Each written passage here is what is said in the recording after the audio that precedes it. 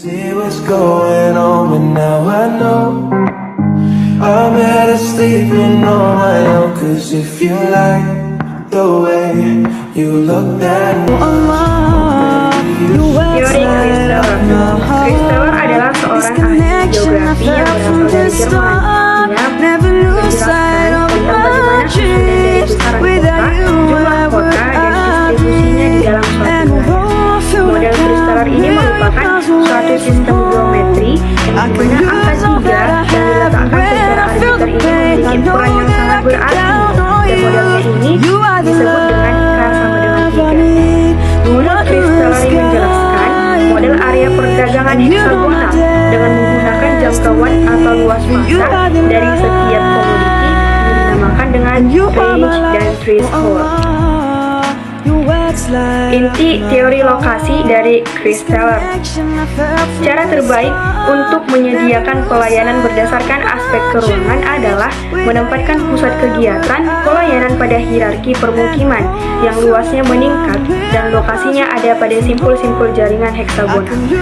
Lokasi pelayanan terdapat di tempat sentral hingga memungkinkan partisipasi manusia dalam jumlah maksimum. Baik, materi selanjutnya akan dibacakan oleh rekan kami, Rina Sari Gorusimbolo. Baiklah, materi selanjutnya adalah mengapa besarnya kota dan jumlah kota berbeda-beda, dan ini dipengaruhi oleh dua konsep. Konsep yang pertama adalah range dan konsep yang kedua adalah threshold. Yang pertama adalah range atau jangkauan. Jangkauan jarak yang bersedia ditempuh oleh seseorang untuk memperoleh berbagai barang dan jasa. Dan yang kedua adalah threshold atau ambang, yakni jumlah minimal penduduk yang diperlukan untuk kelancaran dan kesinambungan suplai barang. Contoh dari range adalah jarak yang bersedia ditempuh oleh seseorang untuk memperoleh barang dan jasa. Jadi ini dilihat dari segi konsumennya, dari sudut pandang konsumen. Nah, konsumen itu adalah seseorang yang membeli. Misalnya kamu ingin membeli telur, berbeda dengan kamu mau membeli emas.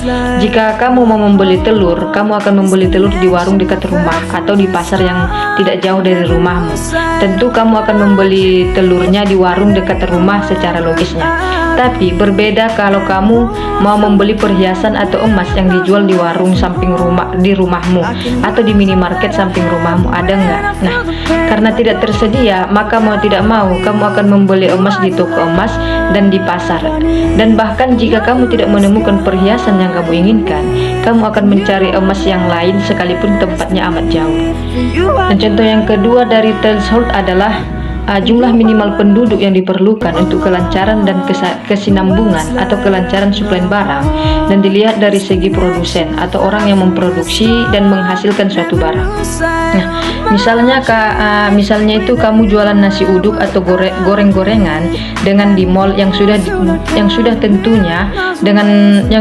tentunya lengkap dengan food outfitnya, supermarket dan lain-lainnya. Nah, misalnya kamu jual nasi uduk, ada ambangnya. Kamu berdagang hanya untuk lingkup tetangga kamu saja. Apakah kamu untung? Ya tentu kamu akan untung karena kamu berjualan sesuai dengan keadaan atau jumlah tetangga kamu. Akan tetapi berbeda dengan kamu misalnya membangun mall. Kalau yang belanja di mall kamu ini, yang berbelanja hanya tetangga-tetangga kamu saja, apakah kamu akan balik modal?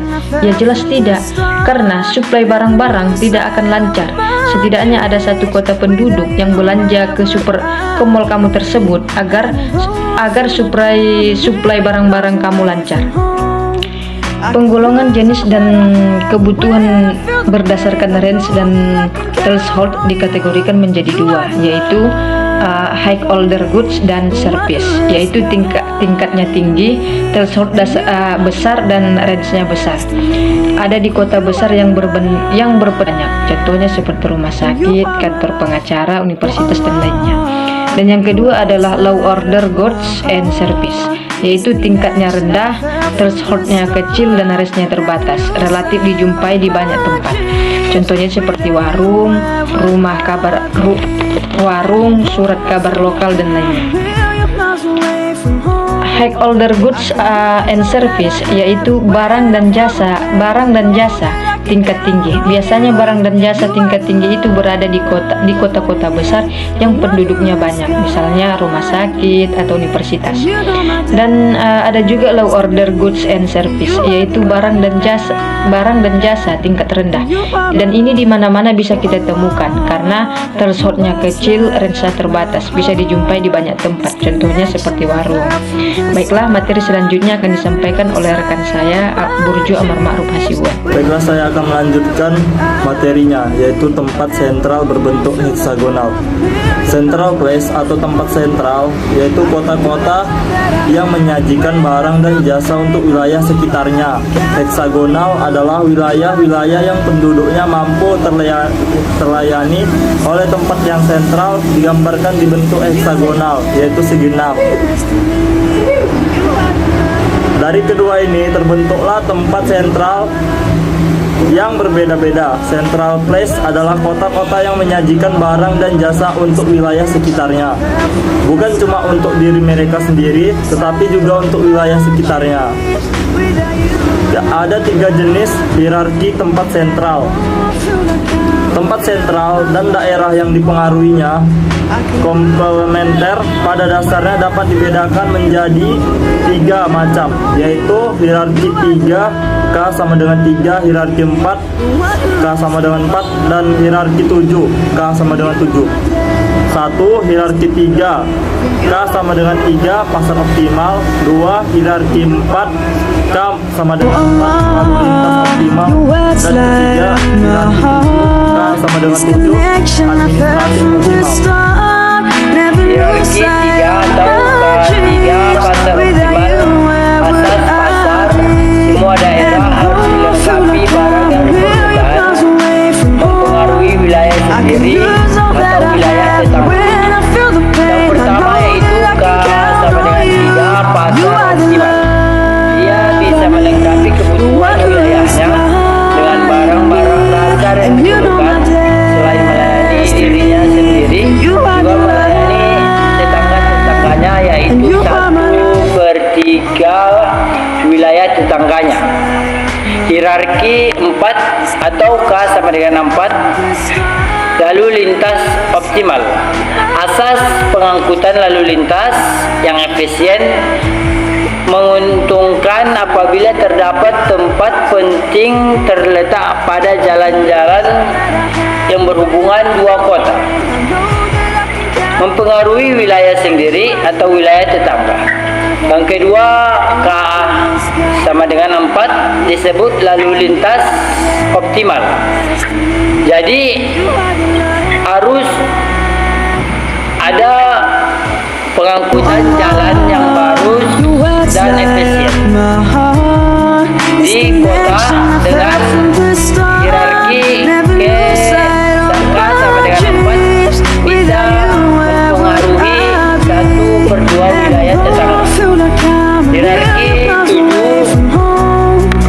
7 atau K sama dengan 7 administratif optimal. Asas pemerintah kota, pusat kota, pengangkutan dengan perlindungan kelompok masyarakat yang terpisah dari ancaman musuh, mempengaruhi wilayah sendiri atau wilayah tetangga. Yang ketiga, hierarki K sama dengan 7 administratif optimal. Asas pemerintahan yang bisa melayani diri sendiri dan juga sekitarnya. Teori tempat sentral dibuat dengan beberapa asumsi, yaitu asumsi yang pertama wilayah dasar, asumsi yang kedua gerakan dapat dilaksanakan dengan segala arah, asumsi yang ketiga penduduknya memiliki daya beli yang sama, asumsi yang keempat penduduk tersebar merata, asumsi yang kelima atau yang terakhir konsumen bertindak rasional sesuai prinsip minimalisasi jarak dan biaya. Jadi perlu diingat, teori tempat sentral ini berdasarkan asumsi. Jadi ada suatu